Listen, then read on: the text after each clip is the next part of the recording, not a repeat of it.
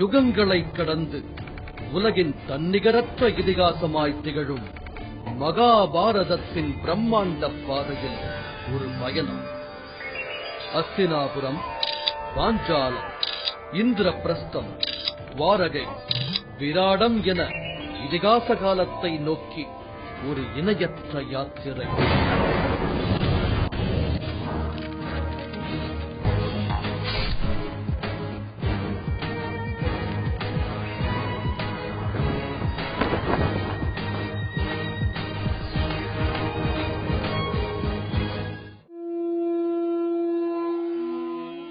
கிருஷ்ணா, சாத்திரங்களின் கொள்கைகளை பின்பற்றாமல் தனது கற்பனைக்கு ஏற்ப வழிபடும் ஒருவனுடைய நிலை என்ன? அவன் இருப்பது சத்வகுணத்திலா, ரஜோகுணத்திலா அல்லது தமோகுணத்திலா என்று என்னிடம் வினவினான் அர்ஜுனன். அர்ஜுனா, உடலை அடைய ஆன்மா கொள்ளும் இயற்கை குணங்களுக்கு ஏற்ப ஒருவனது நம்பிக்கை சத்வகுணம், ரஜோகுணம், தமோகுணம் என்று 3 விதமாக பிரிக்கப்படலாம். பல்வேறு இயற்கை குணங்களுக்கு கீழான ஒருவனுடைய இருப்பிற்கு ஏற்ப அவன் ஒரு குறிப்பிட்ட நம்பிக்கையை விருத்தி செய்து கொள்கிறான். ஒருவன் கொண்டிருக்கும் குணங்களுக்கு ஏற்பவே குறிப்பிட்ட நம்பிக்கையை உடையவனாக கூறப்படுகிறான். உந்தப்பட்டவர்களாய் தமது உடல் உறுப்புகளையும் உடலுக்குள் அமைந்திருக்கும் பரமாத்மாவையும் துன்புறுத்துபவர்களாயிருந்தால் அவர்களே அசுரர்கள் என அறியப்பட வேண்டும். ஒவ்வொருவரும் உண்ணும் உணவும் கூட இயற்கையின் முக்குணங்களுக்கு ஏற்ப 3 விதமாகிறது. அது யாகங்கள், தவங்கள், தானங்கள் இவற்றுக்கும் பொருந்தக்கூடியதே என்பதை உன் நினைவில் கொள்வாய் அர்ஜுனா.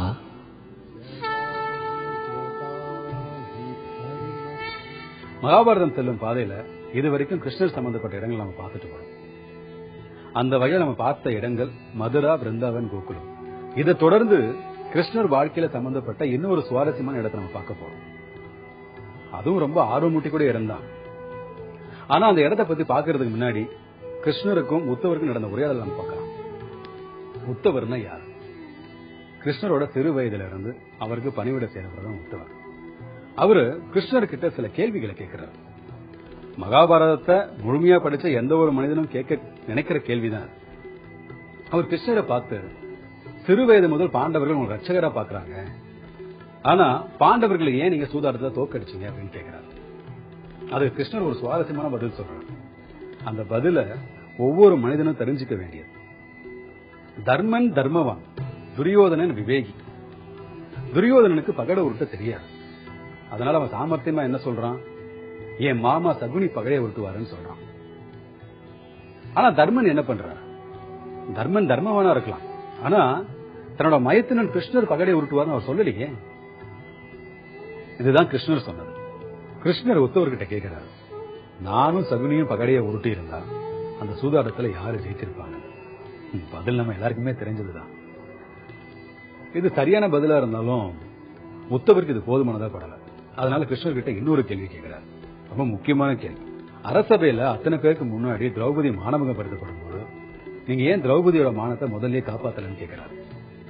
இது கிருஷ்ணர் என்ன பதில் சொல்லியிருப்பா நம்ம தெரிஞ்சுக்கிறதுக்கு முன்னாடி அடுத்து நம்ம பயணிக்க போற இடத்தை பத்தி நம்ம பார்க்கலாம்.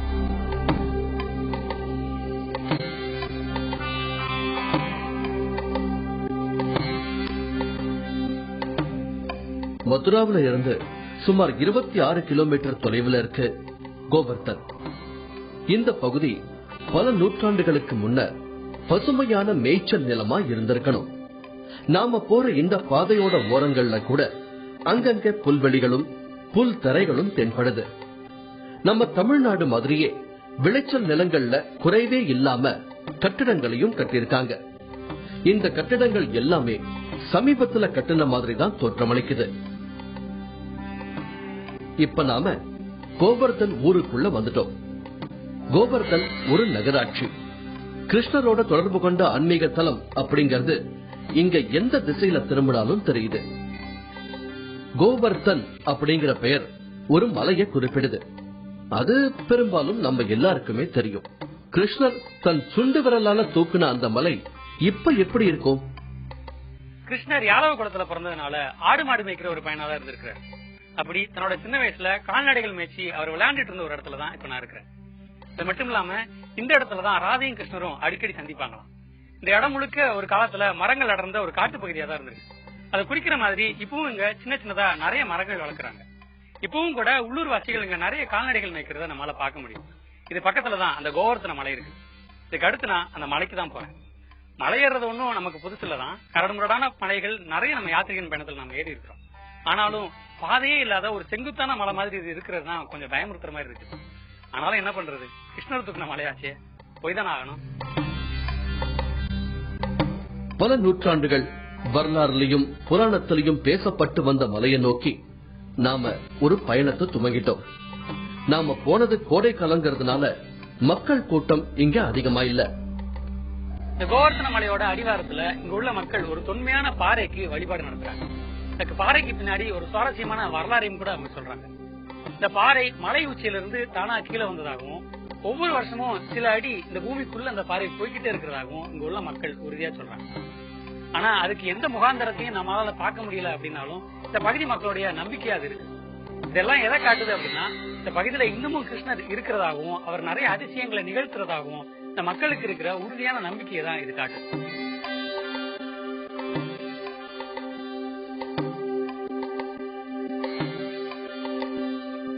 மலைனதும் நம்ம கற்பனைக்கு மரங்கள் அடர்ந்த பச்சை பசையல்னு இருக்கிற ஒரு பகுதி தான் நினைவுக்கு வரும். ஆனா இது அதுக்கு நேர்மாறா இருக்கு. கோவர்தன மலை, இத மலைன்னு சொல்றதை விட குன்றுன்னு சொல்றதுதான் பொருந்தும்.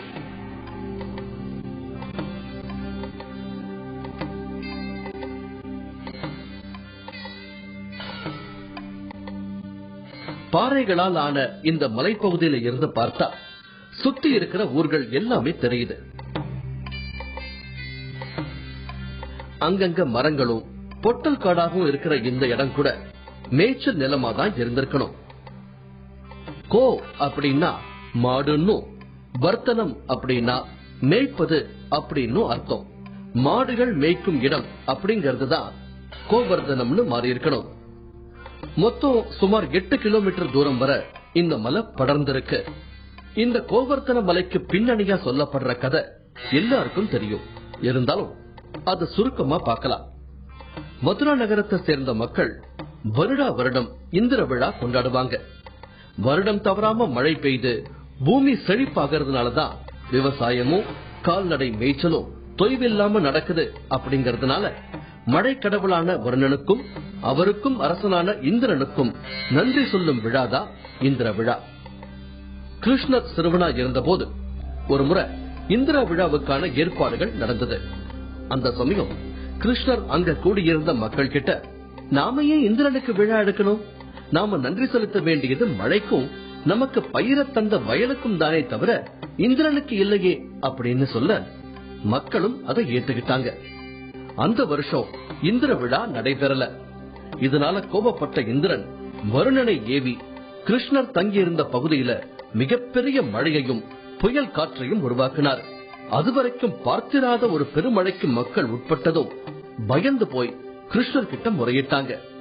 உடனே கிருஷ்ணர் ஊர் மக்களையும் ஆடு மாடுகளையும் இன்னும் பல்வேறு உயிரினங்களையும் ஒன்று திரட்டி அவங்கள பாதுகாக்கிறதுக்காக கோவர்தன மலைய கொடையா பிடிச்சார். ஒரு சிறுவன் தனக்கு எதிரா மக்களை காப்பாத்துறான், அதுவும் சர்வசாதாரணமா கோவர்தன மலைய ஒரு சுண்டு விரல்ல தூக்கி நிறுத்துறான்னா அவன் சாதாரண சிறுவனா இருக்க முடியாது அப்படின்னு இந்திரன் புரிஞ்சுகிட்டார். அவருக்கு அப்பதான் அந்த சிறுவன் ஸ்ரீ விஷ்ணுவின் அவதாரமான ஸ்ரீகிருஷ்ணர் அப்படிங்கிற உண்மை தெரிய வந்தது. இதுதான் கோவர்தன மலையோட பின்னணி கதை. இதே சம்பவத்தை இன்னொரு விதமாவும் பார்க்கலாம். கிருஷ்ணர் ஒரு குறும்புக்கார சிறுவன், யோகி, உபதேசி, இப்படியெல்லாம் தான் புராணங்கள்ல வர்ணிக்கப்பட்டிருக்காரு. ஆனா இது மாதிரியான சம்பவங்கள்ல இருந்து கிருஷ்ணர் ஒரு புரட்சியாளர் அப்படின்னு புரிஞ்சுக்க முடியுது. ஏன்னா கிருஷ்ணர் எழுப்பின கேள்வி ரொம்ப முக்கியமானது. மழைதான் பயிரை விளைவிக்குது, பூமி நமக்கு அதுக்கான பலனை தருதுன்னா நம்ம கண்ணு முன்னாடி இருக்கிற பூமியையும் மழையையும் தானே வணங்கணும். ஏன் எங்கேயோ நம்ம கண்ணுக்கு புலப்படாம இருக்கிற இந்திரனை வழிபடணும் அப்படிங்கறதுதான் கிருஷ்ணர் எழுப்பின கேள்வி. இதன் மூலமா இயற்கை வழிபாட்டுக்கு முக்கியத்துவம் தந்தவர் கிருஷ்ணர்னு நாம எடுத்துக்கலாம் தானே. ரொம்ப சிரமப்பட்டு இந்த மலையோட உச்சிக்கு நான் வந்துட்டேன். இங்க இருந்து பார்க்கும்போது பல கிலோமீட்டர் வரைக்கும் நீண்டு இருக்கிற ஒரு பெரிய குன்றாதான் இந்த இடம் இருக்கு. இந்த மொத்த குன்றையும் தான் அப்படியே தூக்கி தன்னோட சுண்டு விரல்ல நிப்பாட்டி இருக்கிறாரு நம்ம கிருஷ்ணர். அதனாலதான் 5000 ஆண்டுகள் கடந்து இன்னமும் பேசப்படுற இடங்கள்ல ஒன்னா இந்த கோவர்த்தன குன்று இருக்கு. கிருஷ்ணர் விளையாட்டு பிள்ளையா லீலைகள் செய்யற ஒரு பையனா மட்டும் இல்லாம மக்களை காப்பாற்றுற ஒரு கடவுளாவும் இருந்திருக்காரு அப்படிங்கறதுதான் இந்த குன்றும் இந்த சம்பவமும் நமக்கு இன்னமும் சொல்லிக்கிட்டே இருக்கு. இருந்து அடுத்ததா இன்னொரு முக்கியமான ஒரு இடத்துக்கு தான் நம்ம போறோம்.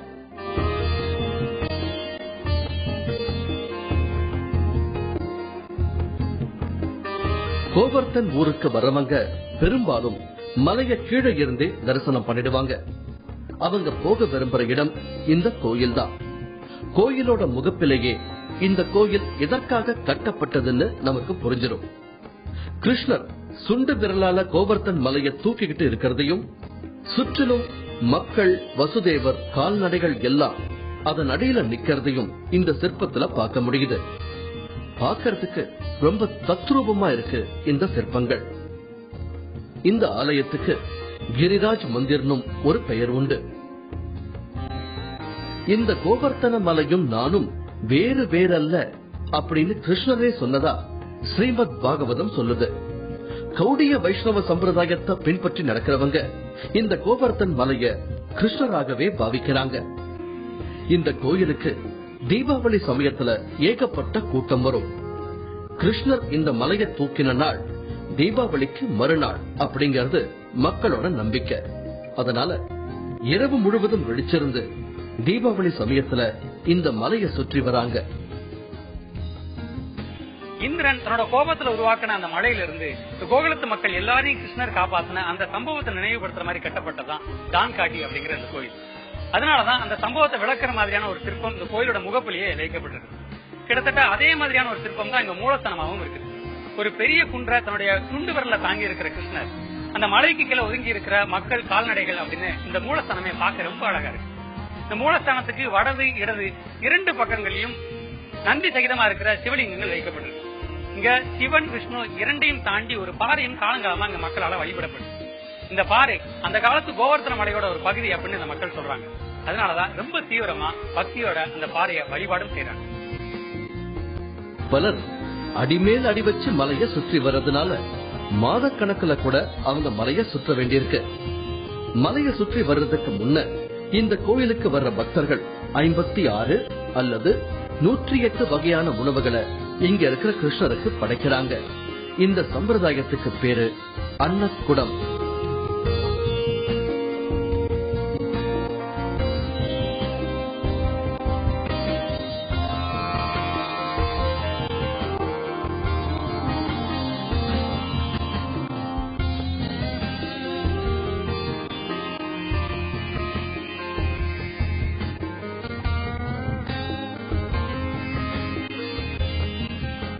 மலையை சுத்தி வரத்து அநேகமா இந்தியாவில் நிறைய இடங்கள் நம்ம பார்க்கலாம். மலைன்றது ஒரு முக்கியமான வழிபாட்டு தலமாவே இருந்திருக்கு. எந்த ஒரு மலையா இருந்தாலும் அங்க ஒரு கோவில் இருக்கும். ஆன்மீகன்றது அடிப்படையிலே மக்களோட நலனை கருதி அமைக்கப்பட்டதுதான். அந்த வகையில மலை வழிபாடு கொஞ்சம் கடினமானதுதான்.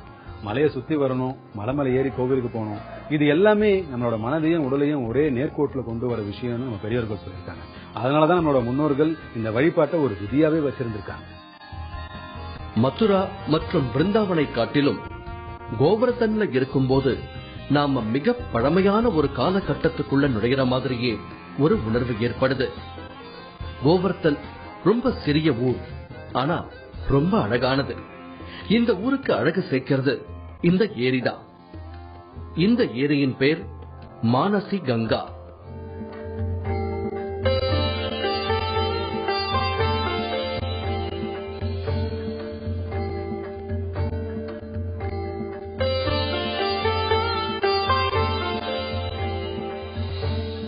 இப்ப நான் மானசி கங்கான்னு சொல்லப்படுற ஒரு புனிதமான குளத்துல இருக்கிறேன். இது ஏன் புனிதமான குளம் அப்படின்னு சொல்லப்படுதுன்னா, இங்கதான் கிருஷ்ணர் ராதையை நினைச்சு குளிச்சாராம். அதனால இங்க குளிக்கிற எல்லா பக்தர்களுக்கும் ராதை கிருஷ்ணரை நினைக்கிற ஒரு உள்ளுணர்வு ஏற்படும் அப்படின்னு சொல்றாங்க. இந்த குளத்தினுடைய படிக்கட்டுகள்ல குழந்தைகளுக்கு முடி காணிக்கை செலுத்துறத ஒரு வழக்கமா வச்சிருக்காங்க. இது இந்த பகுதியோட ஒரு குட்டி யமுனை அப்படின்னு சொல்லலாம். இது பக்கத்திலேயே ஒரு முக்கியமான கோயில் இருக்குதுன்னு சொல்றாங்க. அடுத்து நாம அந்த கோயிலுக்கு தான் போக போறோம். இந்த ஊரோட நீர் ஆதாரத்துக்கு இந்த ஏரியோட பங்கு மிக முக்கியமானது. இயற்கையா உருவாகி இருக்கிற இந்த ஏரியை சுற்றிலும் கட்டிடங்கள் வந்திருந்தாலும் பல நூற்றாண்டுகளுக்கு முன்ன சுற்றிலும் மரங்கள் வளர்ந்த ஒரு காட்டு பிரதேசமா தான் இது இருந்திருக்கணும். இந்த ஏரியோட ஆழம் சுமார் 9 மீட்டர்கள். இந்த ஏரியை சுத்தி வரணும்னா சுமார் 1700 மீட்டர் நடக்கணும். கோயில்கள்ல இருக்கிற தெப்பக்குளம் மாதிரி முற்றிலும் நிலத்தடி நீரால் ஆனது இந்த ஏரி. கோவர்தன் மலையை சுற்றணும்னு வரவங்க இந்த மானசி கங்காவில இருந்துதான் அவங்க பயணத்தை தொடங்குறாங்க. விழா காலங்கள்ல கூடுற லட்சக்கணக்கான பக்தர்கள், வழிபாட்டுக்காக தினமும் வர்ற நூற்றுக்கணக்கான பக்தர்கள்னு இந்த மானசி கங்காவில அனைவரும் புனித நீராடுறதுனால இந்த நீர் மாசுபடுது. அது மட்டும் இல்லாம உள்ளூர் மக்கள் இந்த ஏரிய தினசரி உபயோகத்துக்கும் பயன்படுத்துறாங்க. இந்த மானசி கங்காவை வெறும் ஏரியா மட்டும் இல்லாம கடவுளாகவும் வழிபடுறாங்க. மானசி கங்கான்னு எப்படி பேர் வந்தது அப்படின்னு தெரிஞ்சுக்கிறதுக்கு நாம இன்னொரு இடத்துக்கு போகணும். கோவர்தன் ஊருக்கு வரவங்க தவறாம தரிசிக்கிற இடம் இந்த ஆலயம்.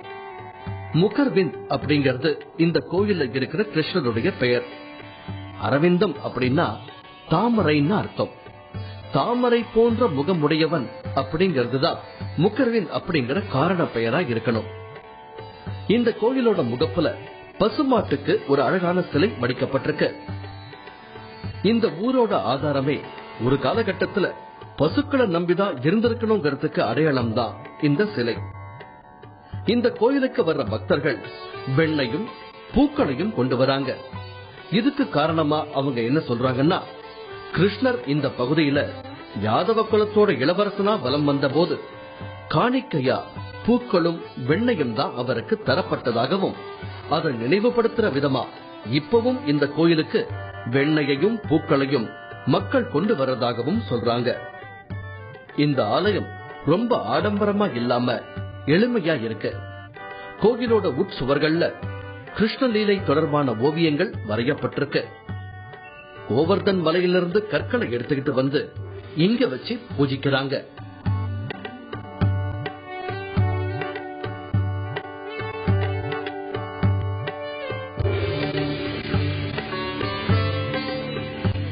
இங்க மான்சி கங்கா அம்மனுக்கு ஒரு சன்னதி இருக்கு. இந்த மான்சி கங்கா சிவனுக்கும் கங்கைக்கும் பிறந்த மகள் அப்படின்னு சொல்றாங்க. இந்த கோயிலை ஒட்டிய ஒரு குளமும் இருக்கு. இந்த குளத்தை கோவர்தன மலையில இருந்து நீர் எடுத்து கிருஷ்ணரே உருவாக்கினார் அப்படின்னு சொல்றாங்க. அது மட்டும் இல்லாம இங்க ஒரு புராதனமான கல் இருக்கு. இது கோவர்தன மலையோடைய ஒரு பகுதி அப்படின்னு சொல்றாங்க.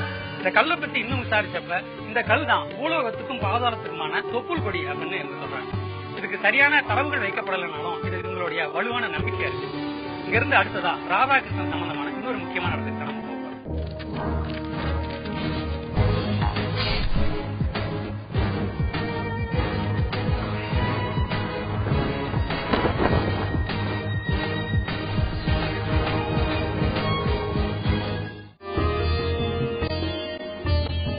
இப்ப நாம கோவர்தன்ல இருந்து அதுக்கு அருகாமையில இருக்கிற இன்னொரு இடத்துக்கு போக போறோம்.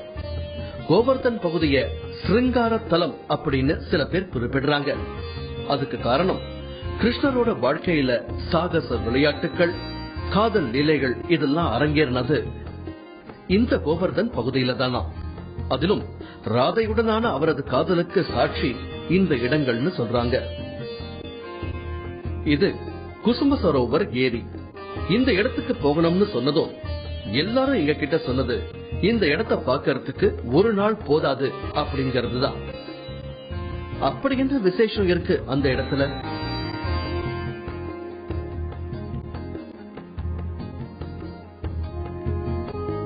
பதினெட்டாம் நூற்றாண்டை சேர்ந்த சூரஜ்மல் அப்படிங்கிற ஒரு மன்னர் தன் மனைவி கிஷோரிக்காக ஒரு பூந்தோட்டத்தை உருவாக்கி தந்தாராம். அந்த தோட்டம் இருந்த இடம்தான் இந்த குசும சரோவர்.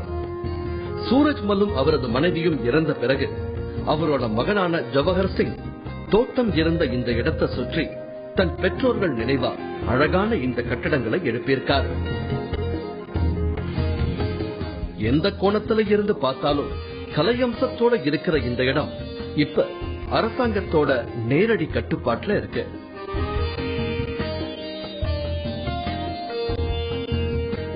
மதுரால இருந்து 24 கிலோமீட்டர் தூரத்துல இருக்கிற குசும் சரோவர் குளத்துலதான் இப்ப நான் இருக்கிறேன்.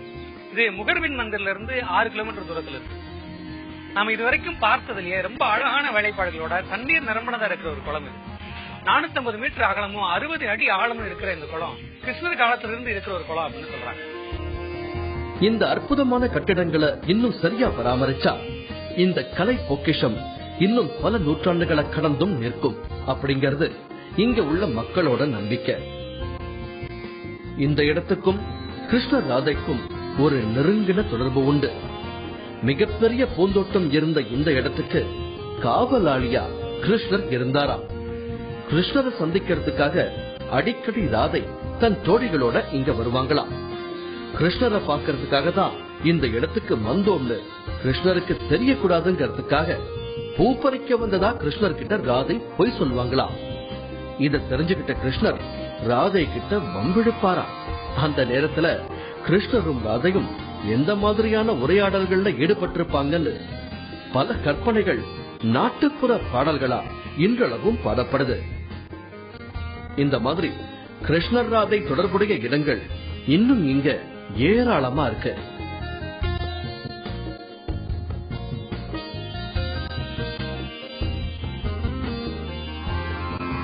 கிருஷ்ணருக்கும் உத்தவருக்கும் உண்டான விவாதத்தை நம்ம பார்த்தோம். உத்தவர் என்ன கேட்டார்? திரௌபதி மானவங்க படுத்துறதுக்கு முன்னாடியே நீங்க ஏன் காப்பாத்தல அப்படின்னு. அது கிருஷ்ணர் ஒரு சுவாரஸ்யமான பதில் சொன்னார். அதுதான் சரணாகதி தத்துவம். திரௌபதியும் தர்மன் போலவே எந்த ஒரு சூழ்நிலையும் தன்னை காப்பாத்திக்க முடியும் என்ற தைரியம் இருந்துச்சு. கிருஷ்ணர் சூட்சமா அங்கதான் இருந்தாருன்னு யாருமே உணரல. ஒரு கட்டத்துல திரௌபதி தன்னை பாதுகாக்க முடியாத நிலை ஏற்பட்டதும் கிருஷ்ணன் சரணாகதி அடைஞ்சார். கிருஷ்ணர் அவரோட மானத்தை காப்பாத்தினார். இதையேதான் அவர் பக்தர்களுக்கும் சொல்றார். பிரச்சனை வரத்துக்கு முன்னாடியே தன்னை சரணாகதி அடைஞ்சா பிரச்சனையில இருந்து பக்தர்களை தன்னை காப்பாற்ற முடியும். இல்லனா வெறும் சாட்சியா மட்டும்தான் இருக்க முடியும்னு சொல்றாரு. இது மாதிரி நிறைய சுவாரஸ்யமான கேள்விகளையும் பதில்களையும் மகாபாரதத்துல நம்ம பார்த்துட்டே தான் இருக்கும். கேள்விகளும் பதில்களும் மட்டும் இல்ல, நிறைய விவாதங்களும் நம்ம கிட்ட தோணிக்கிட்டே தான் இருக்கும். இப்ப வரப்போற வாரங்கள்ல இது போன்ற விவாதங்களை நம்ம பார்க்கலாம்.